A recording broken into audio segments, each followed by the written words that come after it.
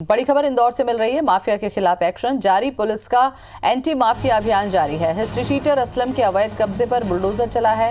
असलम पर दर्ज है 23 से ज्यादा केस। चंदन नगर थाना इलाके में प्रशासन की ये कार्रवाई। 100 से ज्यादा निगमकर्मी मौके पर मौजूद हैं। पुलिस बल के साथ मौजूद हैं अधिकारी। तो माफियाओं के खिलाफ एक्शन जारी है। इंदौर से बड़ी खबर, असलम पर दर्ज है 23 से ज्यादा केस। अतिक्रमण पर निगम की कार्रवाई, बुलडोजर चला है और 23 से ज्यादा केस दर्ज है असलम पर। चंदन नगर थाना इलाके में प्रशासन की कार्रवाई। तो जेसीबी से अतिक्रमण तोड़ा गया। 100 से ज्यादा निगम कर्मी मौके पर मौजूद हैं।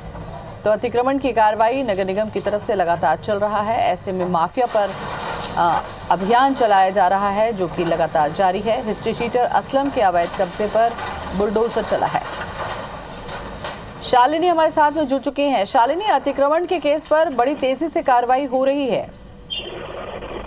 निश्चित तौर पर ज्योति, देखिए लगातार इंदौर शहर के अंदर ये जो अभियान है गुंडों को पूरी तरह से खत्म करने का, भले वो आर्थिक हो या मेंटली, उसी का आलम है कि इंदौर शहर के अंदर एक बड़े स्तर पर हर दिन हम कार्रवाई देख रहे हैं और आज भी एक बड़ी कार्रवाई को जो अंजाम है वो दिया गया है। हिस्ट्री असलम बताया जा रहा है जिसने अवैध मकान पर लगातार लंबे समय से बड़ा कंस्ट्रक्शन करके रखा था और सबसे बड़ी बात, इसके ऊपर 23 से ज्यादा मामले दर्ज हैं। इसमें एनएसए हो या आबकारी और लूट जैसी कई वारदातें जो है वो शामिल है। फिलहाल अगर बात की जाए तो नाले की जमीन पर अवैध मकान यहाँ पर बनाया गया था जिस पर आज नगर निगम ने अपना बुलडोजर चढ़ाया है और उसको अभी इससे फिलहाल मुक्त किया गया है। इसी के साथ आज और बड़े स्तर पर और भी कई इसके जो मकान है उसको ध्वस्त करने की कार्रवाई जो है वो कुछ ही देर में नगर निगम प्रारंभ करेगा। लेकिन ये बात साफ हो गई है कि इंदौर शहर के अंदर अब एंटी माफिया अभियान जो है वो एक बड़ा रूप ले चुका है और इसी का आलम है कि अब तक नगर निगम ने 7-8 से ज्यादा, मतलब कहा जा सकता है कि 1 दर्जन से ज्यादा गुंडों को पूरी तरह से फिलहाल उनकी जितनी भी आर्थिक गतिविधि है उसको ध्वस्त करने की कोशिश की है। कुछ गुंडे लगातार जेल में बंद भी है और इसके साथ ही पूरे प्रदेश में एक मैसेज देने की कोशिश की जा रही है कि शिवराज सरकार के इसमें किसी भी गुंडे को बख्शा नहीं जाएगा और उनके ऊपर सख्त से सख्त कार्रवाई की जाएगी। खासतौर पर ये देखा जा रहा है ज्योति कि जितने भी हम गुंडे देख रहे हैं ये सालों से पनपे हुए थे और उसके बाद आज एक बड़ा एक्शन जो है वो लेने की कोशिश की जा रही है। लेकिन शालिनी, सवाल तो यही है कि सालों से अगर ये इतने अतिक्रमण हुए थे और अभी तक ये सारा कुछ चल रहा था तो क्यों नहीं कार्रवाई की गई? क्या इस पर किसी ने रोक लगा रखी थी? देखिए ज्योति, अगर बात की जाए तो पिछली सरकार कमलनाथ की रही है। सबसे पहले उन्होंने भू माफियाओं के खिलाफ एक बड़ी जंग छेड़ी और उसके बाद ये जो है वो जनता को भी काफी पसंद आया गुंडा अभियान जो पिछली सरकार ने चलाया था और उसी का परिणाम है कि जैसे ही दोबारा सत्ता में वापसी की भाजपा ने उसके बाद अब इसको बड़ा रूप देने की कोशिश की जा रही है। देखिए इसके पहले 15 साल की बात की जाए तो बीजेपी की सरकार रही है लेकिन इस और का भी ध्यान नहीं दिया गया। लेकिन 1.5 साल के भीतर कमलनाथ सरकार ने एक बेंचमार्क सेट किया और उसके बाद ही आलम है कि एक बड़ी कार्रवाई जो है अब वो बीजेपी भी करते नजर आ रही है और जैसे ही दोबारा सरकार का गठन हुआ और उसके बाद अब बड़े स्तर पर जितने भी गुंडे हैं उनके खिलाफ अभियान छेड़ा है। देखिए पुलिस प्रशासन ने 54 से ज्यादा ऐसे हिस्ट्री शीटर है जिसकी सूची तैयार की गई है और प्रथम चरण के अंदर 22 से ज्यादा हिस्ट्री शीटर के खिलाफ कार्रवाई करने के जो निर्देश है वो दिए गए हैं। ऐसे में नगर निगम और जिला प्रशासन की मदद से हर दिन जो कार्रवाई है उसको चलिए, माफियाओं पर जो इस तरीके की कार्रवाई हो रही है शालिनी, तो ये बड़ी अच्छी पहल है और ये समझा जाए कि अगर इस तरीके से कार्रवाई होगी तो माफियाओं के हौसले पस्त होंगे और अतिक्रमण के माध्यम से जो जमीन कब्जा की गई थी वो भी हासिल हो जाएगी। बहुत बहुत शुक्रिया आपका।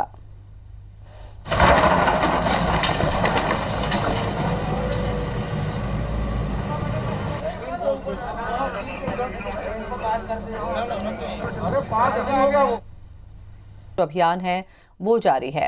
हिस्ट्री शीटर्स के कब्जे पर बुलडोजर चला है। असलम और संजय राठौर के कब्जे पर कार्रवाई हो रही है। तो असलम पर 23 से ज्यादा केस दर्ज हैं। संजय राठौर पर 43 मामले दर्ज हैं। तो चंदन नगर में प्रशासन की ये कार्रवाई।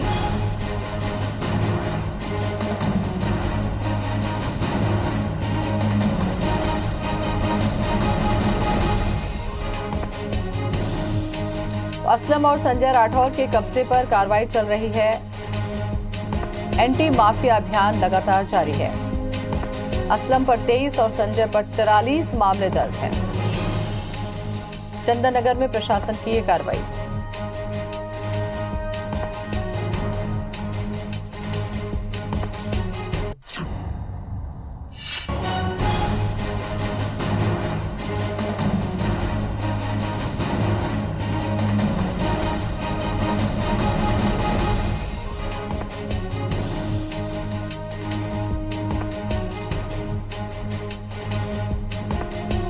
तो संजय राठौर पर 43 मामले दर्ज हैं। प्रशासन की ये कार्रवाई।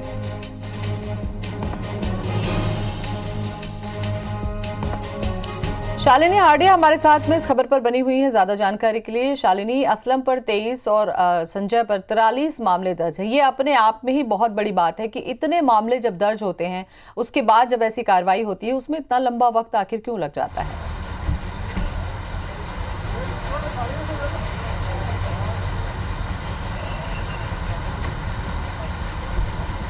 शालिनी सुन पा रही है आप मुझे? निश्चित तौर पर ज्योति, क्योंकि लाजमी है जब इतने ज़्यादा प्रकरण दर्ज होने के बाद भी हिस्ट्री शीटर कैसे खुलेआम घूम सकते हैं।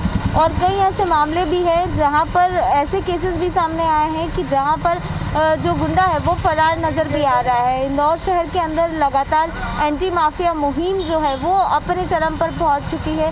हर दिन चरणबद्ध तरीके से नए नए हिस्ट्री शीटर के खिलाफ कार्रवाई की जा रही है। और इसी का आलम है ज्योति कि आज एक बड़ी कार्रवाई को अंजाम दिया गया है। 2 हिस्ट्री शीटर पर आज बुलडोजर उनके घर पर चला है और इसी के साथ संकेत देने की कोशिश की है कि मध्य प्रदेश के अंदर अब जो गुंडा राज है वो नहीं चलेगा।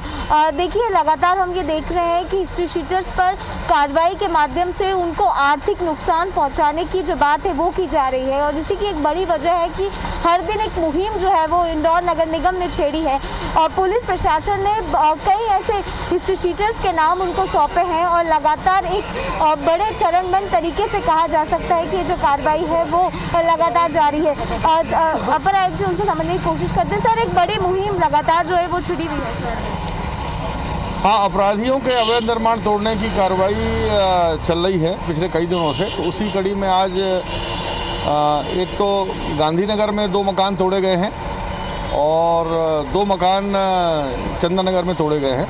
ये सभी अपराधी और हिस्ट्री सीटर्स के मकान हैं जिसको तोड़ने की कार्रवाई आज सुबह 7 बजे से की गई है। सर, हम ये देख रहे हैं ये जो माफिया है इनके अभी फिलहाल जो स्थिति है काफ़ी छोटे छोटे मकान है। क्या इनकी और भी ऐसी जगह है जहाँ पर अवैध कब्जा किया गया है? ऐसा है कि किस माफिया का कौन सा मकान है हमको पता नहीं होता। ये तो हमें पुलिस से सूची मिलती है। पुलिस से जो सूची मिलती है उसको फिर नगर निगम छानबीन कराती है, उसकी परमिशन वगैरह, उसका भू स्वामित्व चेक कराती है। और जब वो बिना स्वामित्व का और बिना परमिशन का पाया जाता है तभी उसको तोड़ने की कार्रवाई की जाती है। सर, अभी कैसी स्थिति है? क्योंकि हम देखते हैं कई बार मौके पर विवाद की स्थिति भी उत्पन्न हो जाती है। किस तरह का विवाद आप लोगों को आमतौर पर झेलना पड़ता है? देखिए, जब भी हम किसी का मकान तोड़ने जाते हैं तो विवाद निश्चित रूप से होता है, क्योंकि जिसका मकान टूटता है वो उसका परिवार और उसके चाहने वाले लोग या उसके समर्थक जो है विरोध करते हैं। लेकिन पर्याप्त पुलिस बल रहता है और नगर निगम के कर्मचारी पर्याप्त मात्रा में रहते हैं, इसलिए हम लोग उसको कर पाते हैं। सर, आगे और भी क्या बड़ी कार्रवाई आज करने का कोई प्लानिंग है? क्योंकि पहले से ही और कार्रवाई हो चुकी है। अभी तक तो कोई ऐसी सूचना नहीं है मुझे वरिष्ठ अधिकारियों से। आज तो 4 कार्रवाई थी, ये चारों हो गई है। अब आगे जैसे वरिष्ठ अधिकारियों से निर्देश मिलेंगे उस तरह कार्रवाई की जाएगी।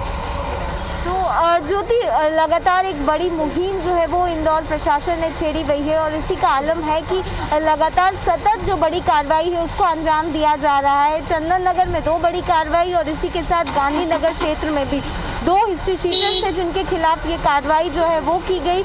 और इसी के साथ आने वाले दिनों में और भी ज़्यादा बड़ी कार्रवाई को अंजाम जो है वो देने की कोशिश यहाँ का प्रशासन करेगा। देखिए, बहुत ज़्यादा ज़रूरी भी है क्योंकि अगर हम बात करें तो इससे 2 बातें सामने होती हैं कि इतने मामले दर्ज है, इतने केस दर्ज है, उन पर सवाल यही उठता है कि देरी हुई, लेकिन इतने ज्यादा अतिक्रमण करके भी रखा है। अगर इस तरीके से कार्रवाई होती है, तस्वीरें हम आपको दिखा रहे हैं, अपने दर्शकों को दिखा रहे हैं, उससे चर्चा हम करें।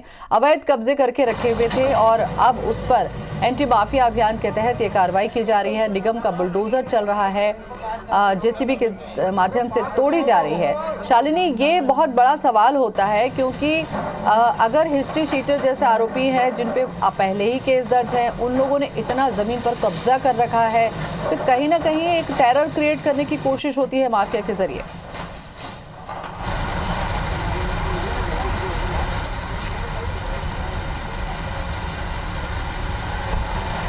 बिल्कुल, निश्चित तौर पर ज्योति, ये एक अलग ही माहौल, डर का माहौल पैदा करने की कोशिश की जाती है। अचंभा इस बात से होता है कि कई करोड़ों की सरकारी ज़मीन पर लंबे समय से अवैध निर्माण रहता है और उसकी भनक जो है वो आला अधिकारी को लगती नहीं है। लेकिन जब बड़े पैमाने पर जब इसकी इन्वेस्टिगेशन की जाती है, जांच में कई परतें खुलती है और उस आधार पर पता चलता है कि कितनी सरकारी ज़मीन है, ग्रीन बेल्ट की ज़मीन है जिस पर लंबे समय से अतिक्रमण चल रहा था। कई केसेस तो ऐसे भी देखे हैं कि जहां पर निर्माण के बाद किराएदार को वो बिल्डिंग सौंप दी गई है और लंबे समय से वहां पर लोग गुजर बसर कर रहे हैं।